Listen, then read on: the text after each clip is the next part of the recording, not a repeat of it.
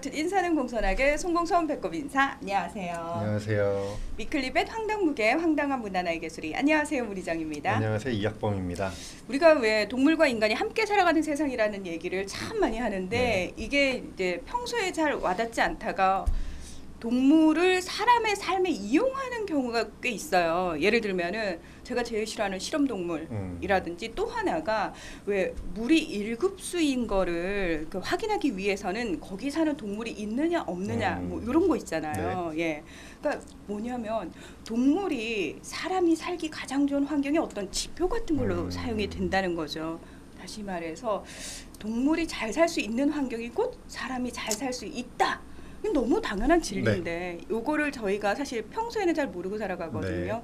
그렇다면 자, 동물들도 좀 잘 살기 위해서는 동물도 사람들과 함께 어울려 살면서 받는 피해들에 대해서 관심을 가질 필요가 있다라는 거죠. 맞습니다. 앞에 서론이 길었습니다. 네. 예.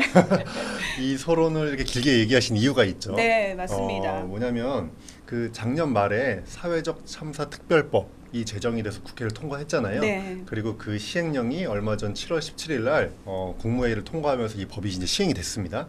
그래서 사회적 참사 이제 특별조사위원회가 활동을 하게 되는데 이 위원회의 주요 활동 중에 하나가 세월호 진상조사하는 것, 그리고 또 하나가 바로 이 가습기 살균제 사건의 진상을 조사하는 거예요. 그거 정말 사회적으로 정말 충격이었어요. 정말 너무너무 충격이었죠. 근데 너무나 재밌는 거는 이 특조위에서 하겠다는 활동 중에 하나가 가습기 살균제의 반려동물에 대한 피해 조사를 하겠다는 겁니다. 그러니까 이게요. 저는 네. 사실 이 얘기가 더 좀 충격으로 와닿았던 게 뭐냐면 우리가 수없이 그 가습기 살균제 피해에 대해서 이야기를 하면서 심지어 그 위클리벳을 오랫동안 진행해온 저도 동물에게 피해가 있을 거라는 생각을 못하셨죠. 미처 못했어요. 맞습니다.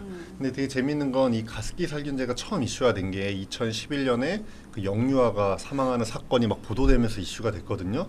그런데 재밌는 거는 그 사건이 이슈화되기 5년 전에 이미 2006년에 가습기 살균제 때문에 반려견이 피해본 사례가 있었다는 점이에요. 이게 이제 나중에 알려진 건데 당시 어떤 일이 있었냐면 한 집에 사는 반려견 4마리가 똑같은 호흡기 증상으로 이제 죽은 거예요.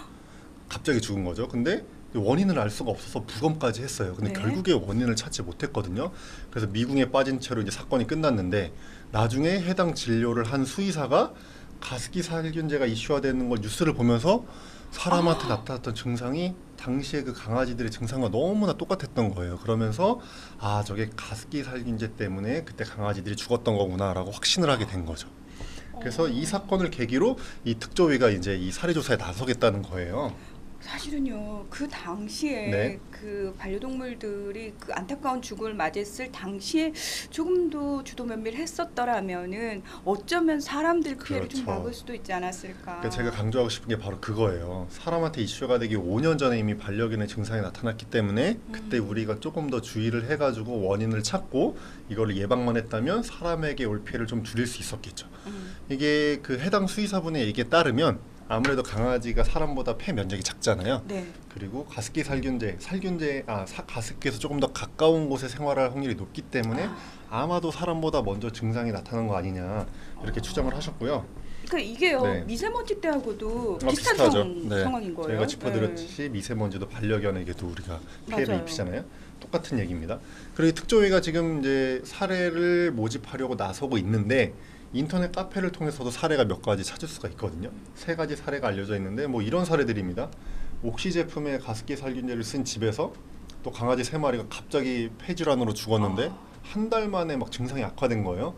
그런데 동물병원 수의사가 도대체 한 달 만에 어떻게 이렇게 폐가 3마리가 동시에 악화되는지 알 수가 없다. 뭐 이제 이런 사례들도 있습니다. 그러니까 아무래도 이런 거를 진짜 진상 조사를 해보면 아마도 가습기 살균제의 피해로 나타나지 않을까 그런 생각이 듭니다. 그러니까 가습기 살균제 피해 상황에 대해서 뉴스로 많이 들으셨고 아셨던 분들도 혹시 그 즈음에 우리 집 반려동물도 좀 아팠었는데 라는 기억을 뒤늦게 떠올릴 수도 있잖아요. 그렇죠. 이 방송을 보시면서. 맞습니다. 예. 그래서 아마 곧 이 특조위가 동물병원을 대상으로든 아니면 보호자를 대상으로든 그런 경험을 했던 사례들을 모집할 예정이기 때문에 이 네. 방송을 보시면 좀 준비하고 계시면 좋을 것 같아요. 근데 사실은 이렇게 특조위에서 조사까지 한다라는 거는 단순히 뭐 피해 사례가 이 정도 나타났습니다의 차원이 아니잖아요. 그렇죠. 그 이후에 대책을 세워주겠다라는 얘기잖아요. 맞습니다. 예. 특조위가 지금 어떤 활동을 할 계획이냐면 4단계로 이루어져 있는데 첫 번째는 이제 새로운 피해자를 찾아서 발굴한다. 그리고 이거를 이제 조사를 해가지고 피해 사실을 조명을 한 다음에 여기서부터가 중요한데요.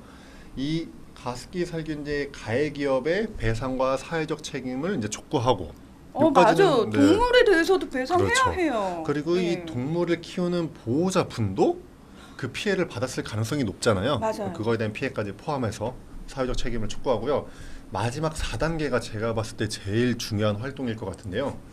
수의학과 환경보건, 의학을 연계한 사회보건 시스템을 제안하겠다라는 결론이 들어가 있거든요. 그러니까 뭔 소리냐면 반려견에게 피해가 났을 때 이걸 우리가 조금 더 미리 파악했다면 사람에게 올 수 있는 피해를 줄일 수 있잖아요. 이게 바로 환경과 동물과 사람의 건강에 연결돼 있다는 원헬스적 개념이잖아요. 저희가 위클리벳에서 엄청 많이 네, 말씀드렸죠. 너무 여러 차례 말씀드렸죠. 예. 이러한 원헬스적 개념을 도입한 보건 시스템을 마련해야 된다는 거를 촉구하겠다는 거예요. 저는 여기서 살짝 걱정되는 게 뭐냐면 우리가 왜 사실 동물 이야기가 나오면 아무래도 광고에서도 동물이 나오면 사람들 눈이 한 번 더 가고요. 그렇죠. 네. 요즘은 동영상도 동물 관련 동영상 정말 인기 많거든요. 그러다 보니까 이 동물과 관련해서도 피해 사실을 저희가 수집을 하고 있고 대책을 세우려고 합니다라는 게 굉장히 특조위의 활동에 뭔가 위상을 높여주는 느낌을 주긴 하거든요. 맞습니다. 근데 혹여라도요. 이건 정말 높아심에서 드리는 말씀인데 거기서 끝나면 안 되는 거잖아요. 그렇죠. 이게 정말로 반려동물의 피해를 밝히고 나아가서 보호자들의 피해를 밝혀서 재발을 방지하는 시스템 마련하기 위한 목적으로 가야지 네. 단순히 동물이 화제가 잘 되니까 반려동물 피해 사례를 이슈화시키려고 이용하는 쪽으로 접근하지 않으셨으면 좋겠습니다. 그러려면요 끝까지 저희가 어떤 그 피해들이 발생을 했는지에 대해서 뭐 반려인들이 많은 협조도 하셔야 되고요. 더불어서 그 대책 지금 말씀하신 그 원헬스 개념이 어떻게 사회적 여론으로 좀 확산되는지 대중적으로 좀 사람들에게 인식시키는 계기가 되는지 관심을 가질 필요가 있을 것 있습니다. 같습니다. 예. 자 우리가요 반려동물 키울 때 아이를 키우는 것과 같은 의미라고 늘 말씀드리잖아요. 그런 책임감으로 조금 더 주의 깊게 살펴보신다면은 나의 건강에도 충분한 도움을 받을 수 있다라는 사실. 이렇게 동물이 중요한 존재입니다. 네. 예. 자 오늘 위클리벳은 여기서 마무리하겠습니다. 함께해 주셔서 고맙습니다. 감사합니다.